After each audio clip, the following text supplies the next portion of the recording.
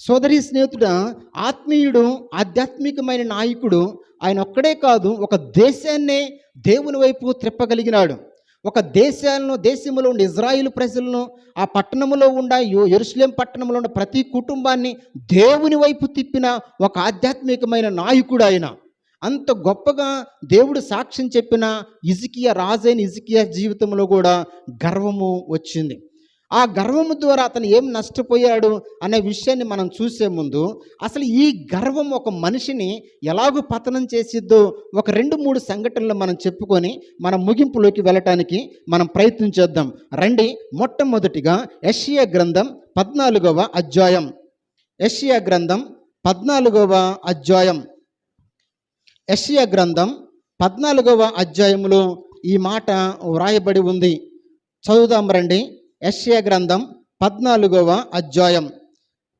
యెషయా గ్రంథం 14వ అధ్యాయం 12వ వచనం ఇలాగ వ్రాయబడి ఉంది. 12, 13 వచనాలు చదువుదాం.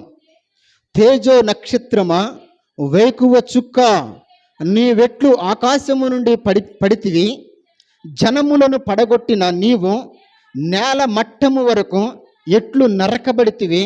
నేను ఆకాశమునకెక్కిపోయేదను, దేవుని నక్షత్రములకు పైగా నా సింహాసనమును హెచ్చింతును, ఉత్తర దిక్కునున్న సభా పర్వతం మీద కూర్చుందును, మేఘ మండలం మీదకు ఎక్కుదును, మహోన్నతునితో నన్ను సమానునిగా చేసుకుందునని నీవు మనస్సులో అనుకుంటివి కదా.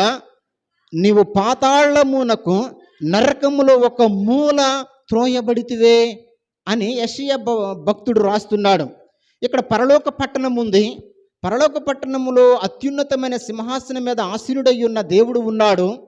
ఆయన కెరూబులు సెరూబుల మధ్య నిత్యము స్తుతించబడుతున్నాడు. ఆ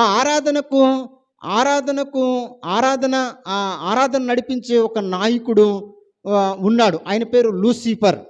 ఈ లూసిఫర్ దేవుని ఎదుట స్తుతి గానములతో ఆరాధన చేస్తూ, ప్రతి గానములతో దేవుణ్ణి స్తుతిస్తూ ఆరాధనలోకి నడిపిస్తున్నాడు ఆ ప్రధానంగా ఉన్న లూసిఫర్.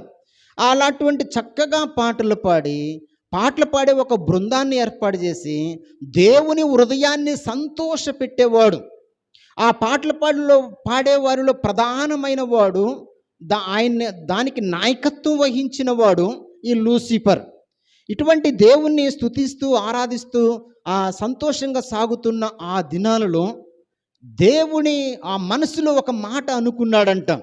దేవుడిచ్చిన ఆధిక్యతను బట్టి, దేవుడిచ్చిన అవకాశాన్ని బట్టి ఆయన ఆరాధించి ఆనందించవలసిన ఆ లూసిఫర్ ఇలాగ అనుకున్నాడంట, నేను సమానంగా చేసుకుంటాను, దేవుని యొక్క సింహాసనంతో నేను కూడా పోల్చుకుంటాను అని చెప్పి దేవుడితో సమానంగా చేసుకున్నాడంట.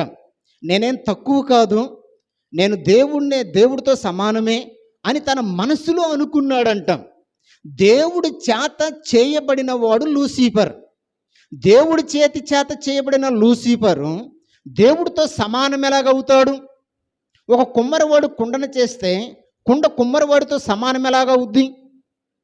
అలాంటి అనుకోకుండా హృదయంలో గర్వం వచ్చి నేను దేవునితో సమానముగా చేసుకుందును అని మనసులో అనుకున్నాడంట. అనుకున్నప్పుడు ఆయన గురించి ఏమని రాశాడంటే, తేజో నక్షత్రమా, వేకువ చుక్క అని అంటున్నాడు. తేజో నక్షత్రము, ఆ నక్షత్రం వెలుగుతూ ఉంది, తేజోమయమైన వెలుగునిస్తూ ఉంది.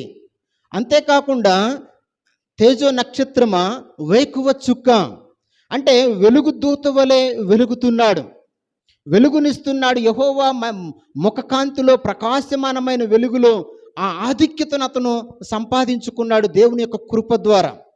అటువంటి ఆధిక్యతను పొందుకున్న లూసిఫర్ ఆరాధించవలసిన వాడు దేవుడి కంటే ఆయన్ని సమానంగా చేసుకున్నాడు. హృదయంలో గర్వం వచ్చింది. ఆ గర్వాన్ని బట్టి దేవుడు ఏం చేశాడంట, ఆ మాటను మనము చూద్దాం రండి. ఆ మాట ఎప్పుడైతే వచ్చిందో ఏమనుకున్నాడంట? 14వ వచనం, మేఘ మండలము మీదకెక్కుదును, మహోన్నతుడితో నన్ను సమానునిగా చేసుకుందునని నీవు మనస్సులో అనుకుంటివి కదా. మనస్సులో అనుకున్నది కూడా యెహోవాకు ఎరిగి తెలుసుకొని వెంటనే అతనికి వచ్చిన గర్వాన్ని బట్టి ఏం చేశాడంట దేవుడు అనంటే, నీవు పాతాళ 12వ వచనంలో, తేజో నక్షత్రమా వేకువ చుక్క నీవెట్లు ఆకాశము నుండి పడితివి. ఆకాశంలో ఉన్న పరలోక రాజ్యంలో ఉన్న ఆ యొక్క లూసిఫర్ను, ఆ లూసిఫర్ను వెంబడిస్తున్న సమూహమును భూమి మీదకి త్రోసివేశాడంట దేవుడు. వారు ఆకాశము నుంచి ఎక్కడ పడిపోయారు అని అంటే, ఆకాశము నుంచి పడిపోయారు. ఎక్కడ పడిపోయారు ఆ మాట కూడా వ్రాయబడి ఉంది 15వ వచనంలో, నీవు పాతాళమునకు నరకములో ఒక మూలన త్రోయబడితివే. నువ్వు పాతాళములో ఒక మూలన త్రోయబడి, ఓ లూసిఫర్, నువ్వు ఎక్కడ ఉండవలసిన వాడువు, ఎక్కడ ఉన్నావు?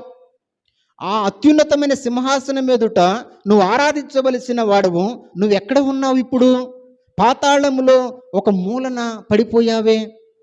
నువ్వు ఎంతో ఉన్నతమైన స్థాయిలో, ఉన్నతమైన స్థలాల్లో ఉండవలసిన వాడవు, నువ్వు నరకబడ్డావేంటి?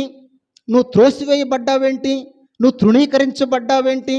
లూసిఫర్ ఏం జరిగింది అని అంటే, ఇట్లా లూసిఫర్ ఇలాగ చెప్తాడో చెప్పడు కానీ అతని హృదయంలో గర్వం వచ్చిందంట.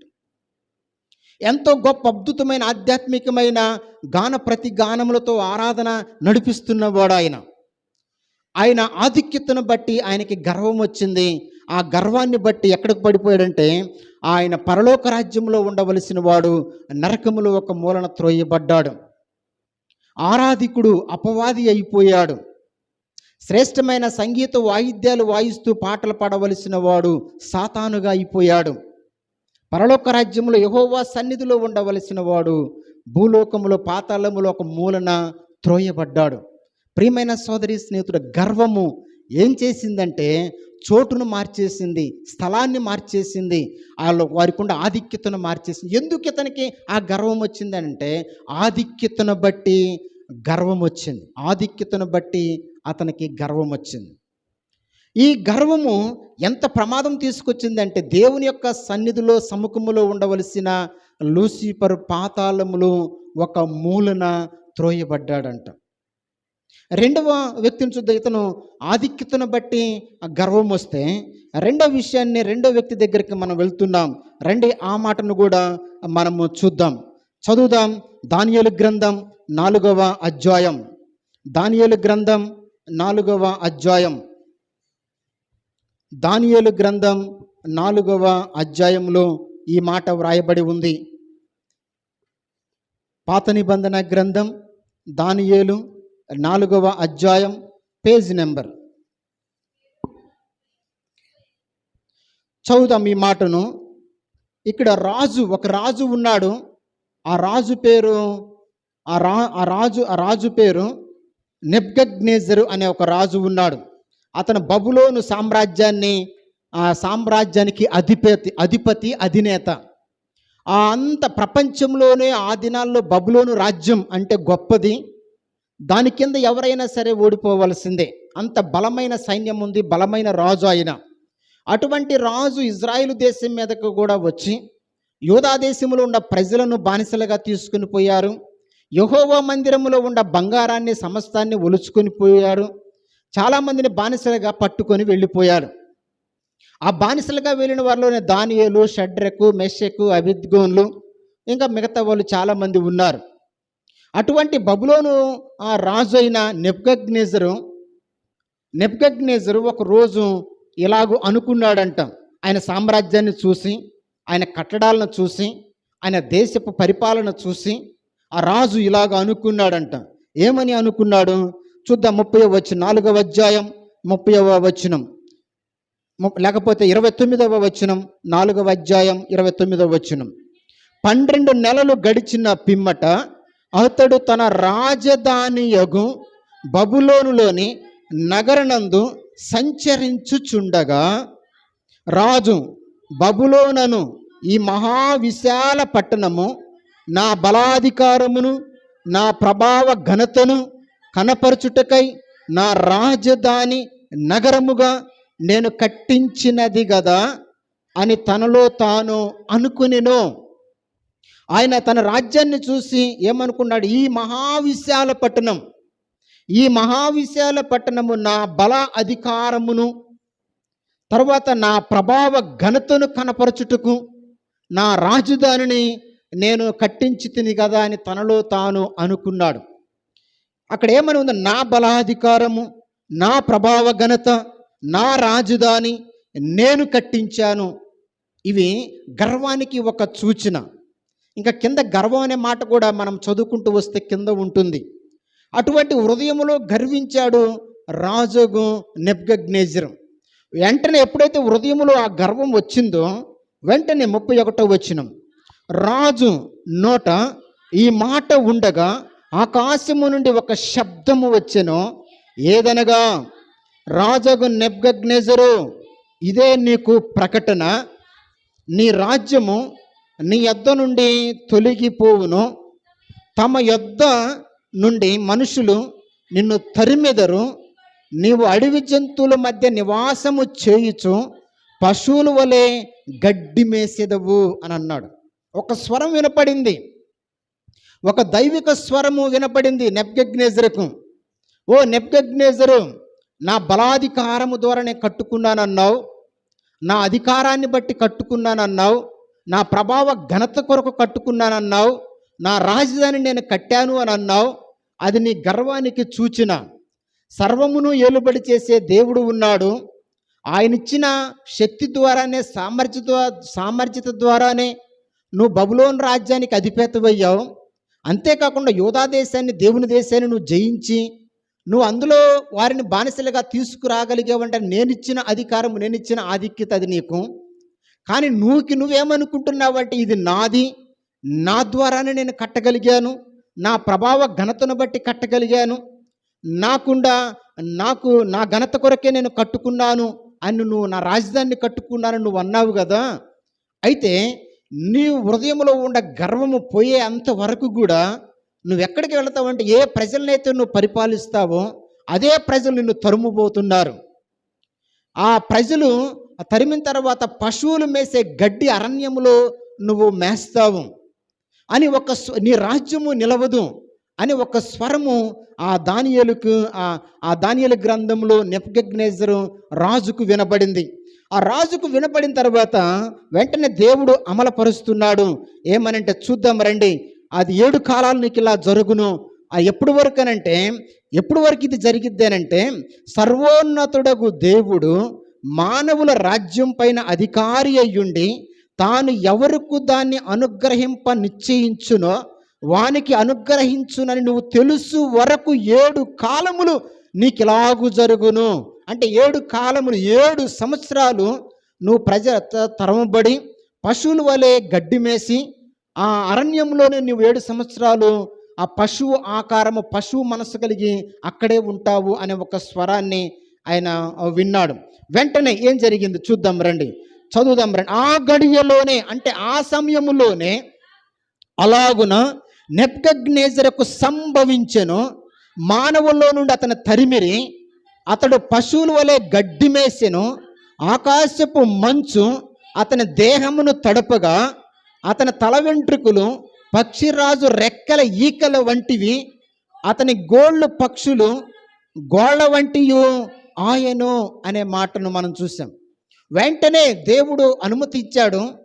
ప్రజల చేత, ఏ ప్రజలనైతే పరిపాలించి నేను రాజధానిని కట్టించాను, నేను గొప్పగా పరిపాలిస్తున్నాను, ఇది నా ఘనత కొరకు నేను కట్టించాను, నేనే కదా దీన్ని కట్టింది అని అనుకున్న వెంటనే ఏ ప్రజలనైతే పరిపాలిస్తున్నాడో ఆ ప్రజల చేత రాజు తరమబడ్డాడంట. ఎక్కడి వరకు తరిమారు అని అంటే, బహుశా అరణ్యములోకి తరిముంటారు. అరణ్యములోకి తరిమిన తరువాత ఆయన ఏం చేస్తున్నాడంటే, పశువులు అరణ్యంలో మేస్తున్నాయి, పశువుల బుద్ధి వచ్చి పశువుల వల్ల గడ్డి మేస్తున్నాడంట. ఆ గడ్డి మేస్తున్నప్పుడు ఆ తర్వాత ఏం జరిగింది, ఆకాశము నుంచి మంచులో ఆకాశం మంచు అతని దేహమును తడపగా, ఆకాశపు మంచు దేహమును తడపగా, రాజుగారు కోటలో ఉండవలసిన వాడు, రాజుగారు ఏ భోజనం చేయాలి? రాజుల భోజనం చేయాలి. రాజుగారి బల్ల యొద్ద అనేకమైన భోజనపు పదార్థాలు ఉంటాయి. ఆ పదార్థాల్లో రాజుగారు కూర్చొని భోజనం చేయవలసిన రాజుగారి బల్లలో నుంచి, రాజుగారి కోటలో నుంచి తరంబడ్డాడు. రాజుగారి బల్ల మీద భోజనం చేయవలసిన నెబ్కద్నెజరు పశువులు మేసే గడ్డిని తింటున్నాడు. అంతేకాకుండా అతనికి ఆకాశము నుంచి అతని దేహము అతని దేహము తడుపుగా, అంటే ఎక్కడ ఉంటున్నాడు ఆయన అంటే అరణ్యములోనే ఉంటున్నాడు, లేదా అడవిలోనే ఉంటున్నాడు. మంచు అతన్ని తడుపుతుందంట. ఆ మంచు చేత తడపబడుతున్నాడు. అసలు ఏసీ రూములో ఉండవలసిన వాడు ఆ మంచులోనే తడిసిపోయి గడ్డగట్టిపోతున్నాడు. తర్వాత ఏం జరిగింది అనంటే అతని తల వెంట్రుకలు పక్షిరాజు రెక్కల ఈకల వంటివి. పక్షిరాజు ఈకలు, పక్షుల్లో ఈకలు ఎట్లా ఉంటాయో ఆ ఈకల్లాగా జుట్టు పెరిగిందంట ఆయనకు. ఈకల్లాగా జుట్టు పెరిగి, ఆ జుట్టు పెరిగింది. కాళ్ళ గోళ్ళు ఎలా పెరిగాయంట, అతని గోళ్ళు పక్షుల గోళ్ళ వంటివి ఆయను. గోళ్ళేమో పక్షులు పెరిగినట్టుగా పెరిగాయి, ఆ జుట్టేమో ఆ పక్షులు ఈకల్లాగా పెరిగాయి. 7 సంవత్సరాలు అట్లాగనే మంచుతో తడుస్తూ గడ్డి మేస్తూ ఆ ఈకల్లాంటి జుట్టుతో పక్షుల్లాంటి గోళ్ళు కలిగి ఇంకా ఎలా ఉన్నాడంట, ఆ మాటను కూడా చూద్దాం రండి. 4వ వచనం, 34వ వచనం. ఆ కాలము గడిచిన పిమ్మట నెబ్కద్నెజరు నేను మరలా మానవ బుద్ధి గలవాడై, అంటే ఏ బుద్ధి ఉంది ఆయనకంటే మానవుడు బుద్ధి లేదు, అది పశువుల బుద్ధి కలిగిన వాడై ఆయన పశువులతోనే అరణ్యంలోనే ఉన్నాడు. 7 సంవత్సరాలు ఆయన అలాగనే ఉండిపోయాడు. 7 సంవత్సరాల తర్వాత ఆయన తెలుసుకున్నాడంట, అధికారం నాది కాదు, కట్టించిన వాడని నేను కాదు, కట్టుకున్నది నేను కాదు, ఆ సామర్థ్యత కలగజేసింది దేవుడు, అధికారాన్ని ఇచ్చింది దేవుడు, ఆధిక్యతనిచ్చింది దేవుడు అన్న సంగతి తెలిసిన తర్వాత 7 సంవత్సరాల తర్వాత మరలా అతను రాజుగా వెళ్ళిపోయాడు. అందుకే చివరిలో ఒక సాక్ష్యం చెబుతున్నాడు. 37వ వచనం, ఈ మాటను చదువుదాం. ఇలాగూ నెబ్కద్నెజరు అను నేను పరలోక రాజు యొక్క కార్యములన్నీ సత్యములను ఆయన మార్గములు న్యాయములై ఉన్నవనియు గర్వముతో నటించు వారిని ఆయన అనుపశక్తి గలవాడనియు ఆయన స్తుతించుచు కొనియాడుచు గణపరుచుచున్నాను అని దేవుణ్ణి అప్పుడు స్తుతిస్తున్నాడంట. ఎప్పుడు గర్వం నాలో వచ్చిందన్న సంగతి ఆయన తెలుసుకున్నాడు. ప్రియమైన సోదరి స్నేహితుడా, ఆయన రాజే, కానీ అధికారాన్ని ఇచ్చింది దేవుడు. ఆయన ప్రభావం కొరకు కట్టబడాల రాజ్యాలు, ఆయన ఘనత కొరకు కట్టబడాల దేవుని మహిమార్థమై కట్టబడ్డాయి. కానీ తాను అనుకున్నాడు, ఇది నేనే కట్టాను, ఇది నా వల్లే జరిగింది అని అనుకున్నాడు. ఆ గర్వం దేవుడు అణచాలనుకున్నాడు. వెంటనే అతన్ని ప్రజల చేత తరిమేటట్లుగా చేశాడు, పశువులు బుద్ధి వచ్చేటట్లుగా చేశాడు, పశువులు గడ్డి మేసేటట్లుగా చేశాడు, ఆకాశం నుంచి మంచుతో తడిపాడు. ఆ మంచుతో తడపటం ద్వారా దినాలు ఎక్కువైనప్పుడు ఆ జుట్టు పెరిగి ఆకాశ పక్షులు ఈకల్లాంటి పక్షుల్లాగా వచ్చాయి, చేతి గోలువేళ్ళు పక్షుల్లాగా వచ్చాయి. 7 సంవత్సరాలు అట్లా పశు బుద్ధితోనే అరణ్యములోనే గడిపాడు. ఎక్కడో రాజుగారి కోటలో ఉండవలసిన వాడు అరణ్యములో మంచుకు తడుస్తున్నాడు. రాజుగారి బల్ల మీద భోజనం చేయవలసిన వాడు అరణ్యములో గడ్డి మేస్తున్నాడు. రాజుగారి కోటలో మంచి సౌకర్యం కలిగిన గదుల్లో ఉండవలసిన వాడు అరణ్యములోనే తిరుగుతూ ఉన్నాడు. అంతేకాకుండా ఆయనకు జుట్టు పెరిగితే ఒకవేళ ఆయన చక్కగా క్రాప్ చేసేవాళ్ళు చాలామంది ఉంటారు, కానీ ఆయన జుట్టు ఎలాగూ పెరిగిందంట, పక్షు ఈకల్లాగా పెరిగాయంట. కాళ్ళు గోళ్ళు పెరిగితే కత్తిరించే సేవకులు ఉంటారు, కానీ ఆ కాళ్ళు గోళ్ళు కూడా పక్షి గోళ్ళు వలె పెంచబడ్డాయంట. 7 సంవత్సరాలు ఆయన అలాగనే తిరిగాడు. ఎందుకు నెబ్కద్నెజరునికి గర్వం వచ్చిందంటే అధికారాన్ని బట్టి గర్వం వచ్చింది. ప్రియమైన సోదరి స్నేహితులు, అధికారాన్ని బట్టి గర్వం వచ్చింది. మనకి ఏదైనా ఒక అధికారం వస్తే మనం ఇతరుల మీద కొంచెం ఎక్కువగా అనుకొని మనం గర్వంగా మాట్లాడుతూ ఉంటాం, గర్విష్ఠుల వలె మనం మాట్లాడుతూ ఉంటాం. మనము ఎదిగిన కొలది ఒదిగి ఉండాలని దేవుడు చెప్పాడు. కానీ ఆయన ఇంకొక మాట ఏమన్నాడంటే అద్భుతమైన మాట, సామెతల గ్రంథంలో ఈ మాటను రాస్తున్నాడు. 16వ అధ్యాయం సామెతల గ్రంథం 16వ అధ్యాయం 18వ వచనంలో ఈ మాటను చదువుదాం. 16వ అధ్యాయం 18వ వచనం, నాశనమునకు ముందు గర్వము నడుచును, పడిపోవటానికి ముందు అహంకారమైన మనస్సు నడుచును. గర్విష్ఠులతో దోపుడు సొమ్ము పంచుకొనుట కంటే దీన మనస్సు కలిగి దీనులతో పొత్తు చేయుట మేలు. నాశనానికి ముందు గర్వం నడిచిద్దంట, పడిపోవటానికి ముందు అహంకార మనసు నడిచిద్దంట. అందుకే నాశనం అవబోతున్న నెబుకద్నెజరుకు గర్వం వచ్చింది. పడిపోవటానికి ముందు అపవాదికి అహంకార మనసు వచ్చింది, అందుకే పడిపోయాడు. అందుకే నెబుకద్నెజరు నాశనం అయిపోయాడు. ఆ బబులోను సామ్రాజ్యం అంతా కూడా పూర్తిగా కోకట వేళ్ళతో సహా పీకివేయబడింది. ఇప్పుడు ఏమీ లేదు. సోదరి స్నేహితుడు, మొట్టమొదటిది అది ఆధిక్యతను బట్టి గర్వం వచ్చింది. రెండవది అధికారాన్ని బట్టి గర్వం వచ్చింది. మూడవది ఆఖరిగా ఈ ఒక్క మాటను మనం చూద్దాం రండి. చివరిగా లూకా సువార్త క్రొత్త నిబంధన గ్రంథం 18వ అధ్యాయం. లూకా సువార్త 18వ అధ్యాయం. యేసయ్య ఒక ఉపమానము చెప్పాడు. అద్భుతమైన ఈ ఉపమానము మన ఆధ్యాత్మికమైన జీవితానికి ఎంతో ఉపయోగపడిద్ది. చూద్దాం రండి. 18వ అధ్యాయం లూకా సువార్త క్రొత్త నిబంధన గ్రంథం 9వ వచనం ఇలాగ ఉంది. తామే నీతిమంతులని తమ్ము నమ్ముకొని ఇతరులను తృణీకరించు కొందరితో ఆయన ఈ ఉపమానము చెప్పాను. ఇక్కడ మూడవది, అసలు గర్వం అంటే ఏం చెప్తున్నాడంటే తనకు తాను ఎచ్చుగా అనుకోవటం. గర్వం అంటే ఏంటంటే ఇతరులను తృణీకరించటం, ఇతరులను తక్కువ చేయటం. అంటే మనకు మనంగా ఎక్కువగా అంచనా వేసుకొని మన పక్కవారిని, మన పొరుగువారిని, మన సహోదరులను తక్కువ చేయటం లేదా తృణీకరించటం, దానిని గర్వము అని అన్నాడు. ఇక్కడ ఒక పరిసయ్యుడు గురించి మాట్లాడుతున్నాడు పరిశుద్ధాత్మదేవుడు. ఈ పరిసయ్యుడు అంటే నేనే నీతిమంతుడను, ఇదిగో వీళ్ళు పాపులు అనుకుంటున్నాడంట అని తన సహోదరులను తృణీకరిస్తున్నాడంట. ఎందుకు ఆ పరిసయ్యుడుకు ఆ గర్వం వచ్చింది అని అంటే ఆయన ఏమనుకుంటున్నాడంటే నీతిమంతుడను అనుకుంటున్నాడు. ఆ నీతిమంతుడని ఎలాగూ ఆ మాటను కూడా చూద్దాం రండి. 10వ వచనం. ప్రార్థన చేయుటకై 2 మనుషులు దేవాలయమునకు వెళ్ళిరి. వాడిలో ఒకడు పరిసయ్యుడు, రెండో వాడు సుంకరి. 2 ప్రార్థన చేయడానికి మందిరంలోకి వచ్చారు. ఆ మందిరంలోకి ప్రార్థన చేయడానికి వచ్చిన వాడు ఒకడేమో పరిసయ్యుడు, మరొకడేమో సుంకరి. ఈ పరిసయ్యుడు ఏమనుకుంటున్నాడంటే నేను నీతిమంతుడను, ఇదిగో ఈ సుంకరి వాడు పాపి. అంటే తన్ను తాను ఎక్కువగా అనుకొని తన పొరుగువాడి పక్కవారిని ఉన్న సుంకరిని చూసి వీడు తక్కువవాడు, వీడు పాపి అని తృణీకరిస్తున్నాడు. అతనికి పరిసయ్యుడికి ఏముందంటే ఆత్మీయతను బట్టి గర్వం ఉందంట. అదే చెబుతున్నాడు. చూద్దాం మరి. నిలబడి 11వ వచనం.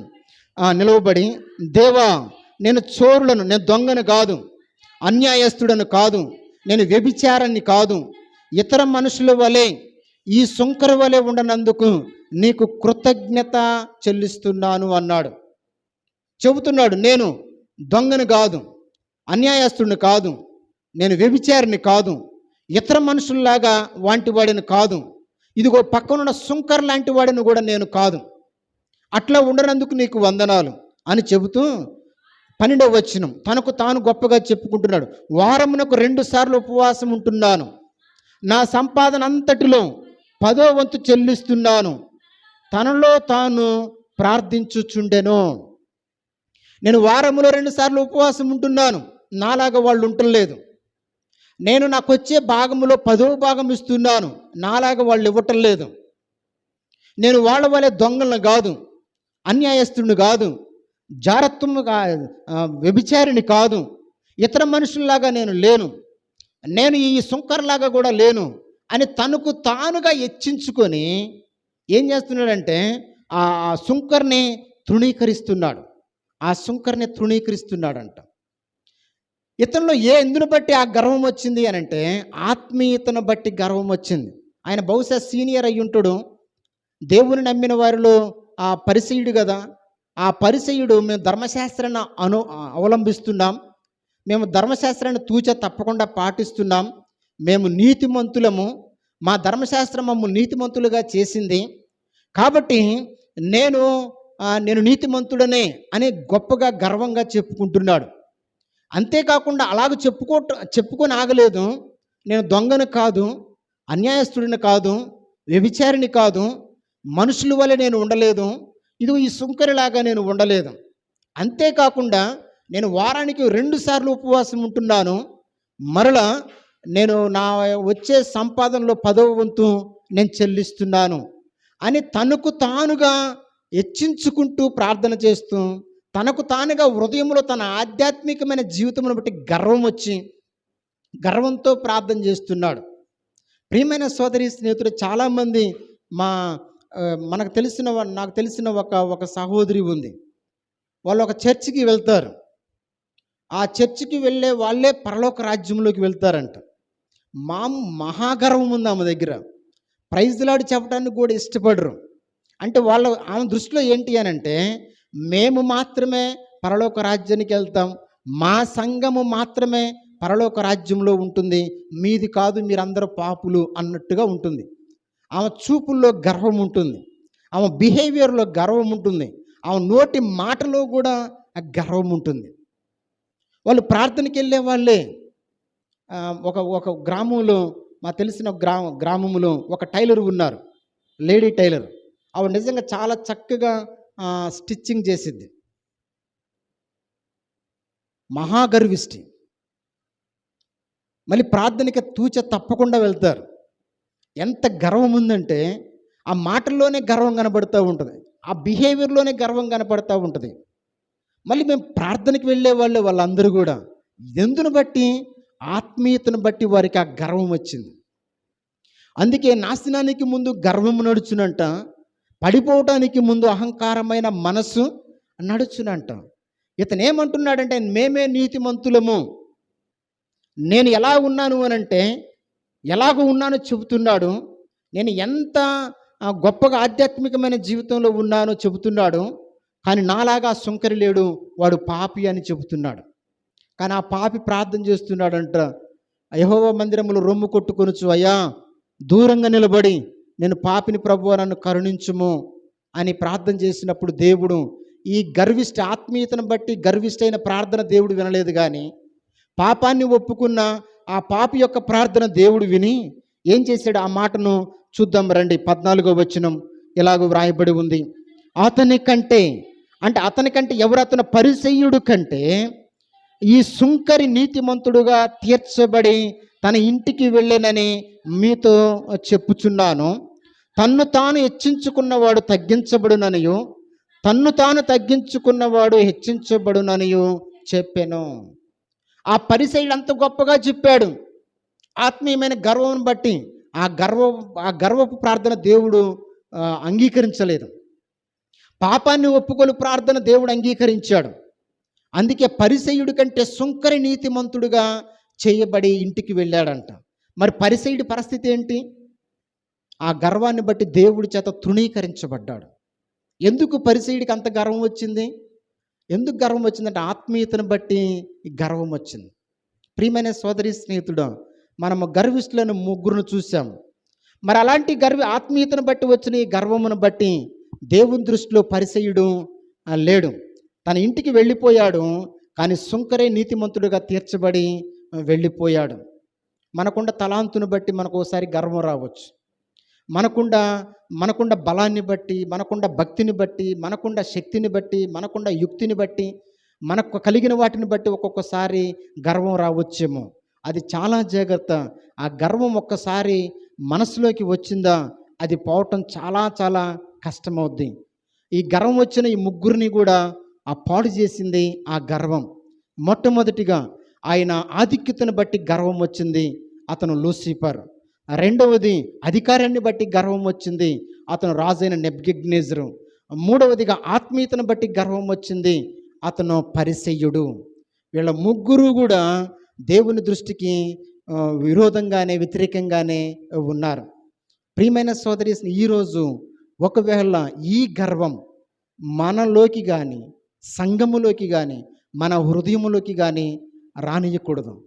అది భార్యకు ఉండకూడదు నేనే అని, భర్తకు ఉండకూడదు నేను నిన్ను పోషిస్తున్నానని, భార్యకు ఉండకూడదు, నేను చాలా కట్నం తెచ్చాను, నేను చెప్పినట్టు నువ్వు వినాలి అని.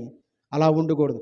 పిల్లలకు ఉండకూడదు గర్వం, నేను బాగా చదువుతున్నాను, నేను చెప్పిందే చేస్తాను, నా ఇష్టము అని. తల్లిదండ్రులకి ఉండకూడదు ఆ గర్వం. ఇలాంటి భార్యాభర్తలు ఉండే గర్వాన్ని బట్టి వేరువేరుగా విడిపోయిన వాళ్ళు చాలామంది మనకు తెలుసు. కేవలం గర్వమును బట్టే వారిలో ఉండే ఇగో అణుచుకోలేక, ఇగోని తీసేసుకోలేక, వేరువేరుగా లోబడటం చేతకాక మంచి వయసును పాడు చేసుకుంటూ వేరువేరుగా ఉంటున్న వారు చాలామంది ఉన్నారు. వారికి అన్నీ బాగానే ఉన్నట్టు ఉంటాయి, కానీ వాళ్ళు వేరువేరుగా ఉంటారు. ఎందుకు? గర్వం. భర్తలో గర్వం, లేదా భార్యలో గర్వం, లేకపోతే ఇద్దరిలోనూ గర్వం. ఈ గర్వం ఏం చేసిద్దంటే వారికి ఉన్న ఘనతను పోగొట్టి ఘనహీనులుగా మార్చి, వారు ఉండవలసిన చోట్ల నుంచి స్థలాలను మార్పు చేసి ఉండకూడని చోట్లలో వాళ్ళు ఉండిపోతారు. ప్రియమైన సోదరి, నాకు తెలిసిన ఒక భార్య భర్తలు ఉన్నారు. ఆ భర్త భార్యను ఇట్లాగన్నాడు, ఇలాగ నువ్వు తప్పుగా మాట్లాడావు కాబట్టి మా అమ్మకు సారీ చెప్పు అన్నాడంట. నేను వెళ్ళిపోతాను కానీ సారీ చెప్పను అన్నదంట. సారీ చెప్పను అంటే భర్త అడుగుతున్నాడు, నువ్వు అన్నమాట వాస్తవము కదా, మీ ఇద్దరికి వచ్చిన గొడవను బట్టి పరిష్కారం ఏంటంటే నువ్వు సారీ చెప్తే చాలు, నేను అడుగుతున్నాను చెప్పు, ఇక మీదట ఎటువంటి గొడవలు లేకుండా మనం బ్రతుకుదామనంటే నేను సారీ చెప్పను అన్నది. ఆ సారీ చెప్పనని చెప్పేసి ఇంటికి వచ్చి 7 సంవత్సరాలు అవుతుంది. ఆ 7 సంవత్సరాల నుంచి వారు ఎడంగానే ఉంటున్నారు, వేరుగానే ఉంటున్నారు. గర్వం. ఆ గర్వం ఏలుబడి చేసి వాళ్ళు సంతోషంగా ఉండలేరు, సంతోషంగా ఉండనియ్యరు ఆ పరిస్థితులు కూడా. అలాంటి పరిస్థితులు మనకు వస్తాయి. సోదరి, స్నేహితుడా, దేవుడు నీకు ఒక చర్చిలో ఒక మంచి తలాంత్ ఇచ్చాడా? ఆ తలాంతును బట్టి నువ్వు గర్విస్తూ కాకూడదు. నీకు ఒక మంచి పరిచర్య చేసే ఒక మైండ్ నీకు ఇచ్చాడా దేవుడు? నువ్వు చక్కగా ఆ పరిచర్యను బట్టి దేవుణ్ణి స్తుతించి ఆనందించి ఆరాధించు, ఇంకా నువ్వు ఆశీర్వదించబడతావు. నువ్వు దేవుడు నాకు ఇది ఇచ్చాడు, నేను చేస్తేనే నేనే చేయగలను, నేనే ఉండగలను అని అనుకుంటే చివరికి ఏమైపోతావు అంటే ఘనహీనులు అయిపోతాం. చాలా సంవత్సరాలు నేను వెళ్ళిన ఒక చర్చిలో ఒక మంచి పాటలు పాడేవారు ఒక ఆయన ఉన్నాడు. ఆయన పేరు ఎజ్రా శాస్త్రి. ఆయన వర్షిప్ సాంగ్ పాడతాడు. అంటే లేచి నిలబడిన తర్వాత పాట పాడతాడు. పాటలు ప్రారంభమైన 10 గంటల నుంచి ప్రారంభమై వర్షిప్ సాంగ్ సుమారుగా 11 గంటలకు మొదలవుద్ది. ఆ టైంకి వచ్చేవాడు ఆయన. అంటే ఆ పాట నేనే పాడేది ఆ టైంకి వచ్చేవాడు. ఆ టైంకి ఆలస్యం చేశాడు. అంటే నా గురించి ఆగుతారు అని అనుకున్నాడు. అట్ట 2-3 సందర్భాల్లో పాపం ఆగారు. 5-10 నిమిషాలు వెయిట్ చేశారు. టైంను ప్రొలాంగ్ చేశారు. కానీ ఆలస్యం చేస్తున్నాడు. తర్వాత కాలంలో ఏం జరిగిందంటే చిన్న పిల్లల చేత పాడించడం ప్రారంభించారు. అతను వచ్చినా కానీ పాడటానికి అవకాశం లేకుండానే పోయింది. దేవుడిచ్చిన ఆధిక్యతను మనం పోగొట్టుకోకూడదు. పోగొట్టుకోలేదు కేవలం గర్వం మాత్రమే అది నీ నుంచి దూరం చేసిద్ది. ప్రియమైన సోదరి, స్నేహితుడి, గర్వము ఎలాంటిదంటే హిజ్కియా ఏం చేశాడు? చివరికి ఆత్మీయుడు నాయకుడైన హిజ్కియాకి కూడా ఒక గర్వం వచ్చింది. ఆ గర్వాన్ని బట్టి దేవుని యొక్క ఉగ్రత ఆయన మీదకు వచ్చింది. చూద్దాం రండి చివరికి మాటను. దినవృత్తాంతాల గ్రంథం 32వ అధ్యాయం. దినవృత్తాంతాల గ్రంథం 30